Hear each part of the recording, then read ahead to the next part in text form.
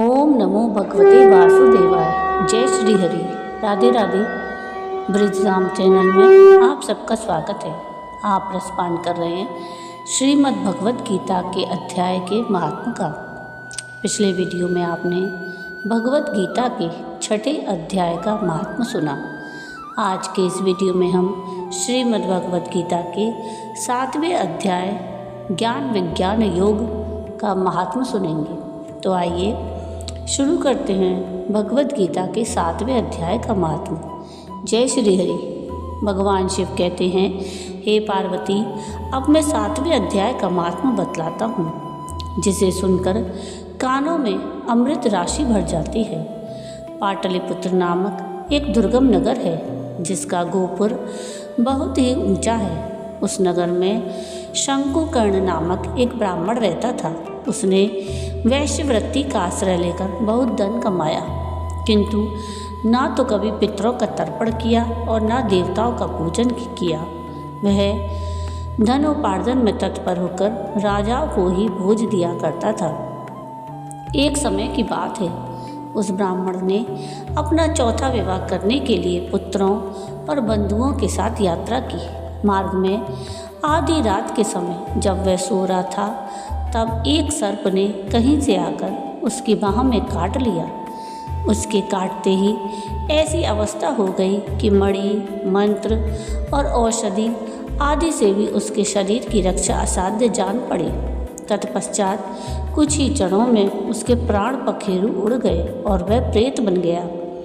फिर बहुत समय के बाद वह प्रेत सर्प योनि में उत्पन्न हुआ। उसका वित्त धन की वासना में बंधा हुआ था। उसने पूर्व वृत्तांत को स्मरण करके सोचा कि मैंने घर के बाहर करोड़ों की संख्या में अपना जो धन गाड़ रखा है, उससे इन पुत्रों को वंचित करके स्वयं ही उसकी रक्षा करूँगा। सांप की योनि से पीड़ित होकर पिता ने एक दिन स्वप्न में अपने पुत्रों के समक्ष आकर अपना मनोभाव बताया। तब उसके पुत्रों ने सवेरे उठकर बड़े विस्मय के साथ एक दूसरे से स्वप्न की बातें कहीं। उनमें से मंझला पुत्र कुदाल हाथ में लेकर घर से निकला और जहाँ उसके पिता सर्प योनि धारण करके रहते थे, उस स्थान पर गया।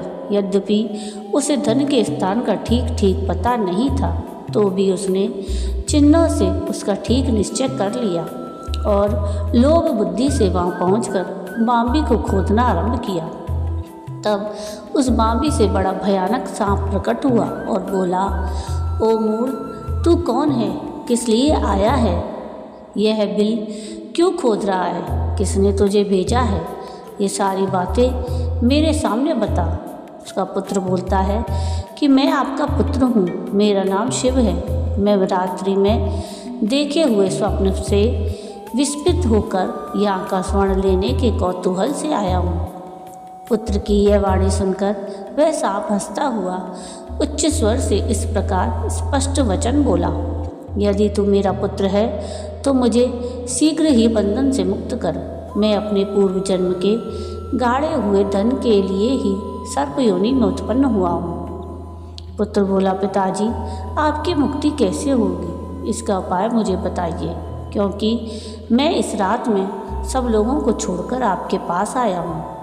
पिता बोला, बेटा, गीता के अमृत में 7वें अध्याय को छोड़कर मुझे मुक्त करने में तीर्थ, दान, तप और यज्ञ भी सर्वथा समर्थ नहीं है।